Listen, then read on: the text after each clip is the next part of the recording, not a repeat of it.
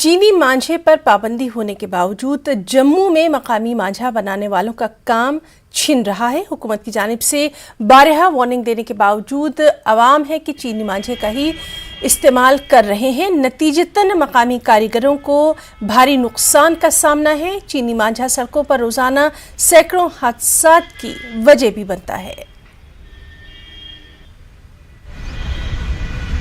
हम लोग कह रहे हैं कि जो कला हमारी खत्म हो रही है वो किन लोगों की वजह से, हमारी लोगों की वजह से हो रही है। तो हम चाहते हैं कि ये चीज ही बरकरार रहे। जो गट्टू है टोटली बैन हो, जिससे लोगों की मृत्यु बहुत मृत्यु होती है, किसी के गले कट जाते हैं। तो मैं यही कहना चाहता हूँ कि प्लीज गट्टू बंद करो।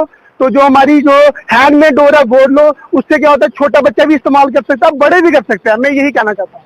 इन लोगों को, गरीबों को देखो, ये कहाँ से अड्डा लगा के आते हैं। आजकल इनका रोटी बंद हो चुकी है, ये भूखे मरने पे उतरा है। कई लोगों ने तो अड्डे ही बंद कर दिए हैं।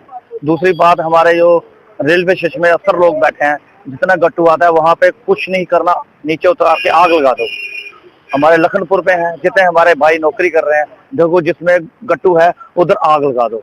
यही काम दोनों तरफ से होना चाहिए तो ये गट्टू बंद हो जाएगा। दूसरा नंबर, चाइना ने इतना तबाही कर दी है हम लोगों की, ये मौत का घर है गट्टू, इसलिए वो यहाँ पे बेचते हैं कि जम्मू में नुकसान होता रहे, मरते रहे लोग। जानवर भी कई फंस गए जो डोर के बीच, वो भी नहीं निकल पाएंगे, मर जाएंगे। वो भी सही गल है जी। इस करके कोई गला किसी का काट जाता है, किसी की बांह काट जाती है तो मुश्किल होती है। कोई मोटरसाइकिल पर जाता है, इस करके इन्हें बंद कर देना चाहिए।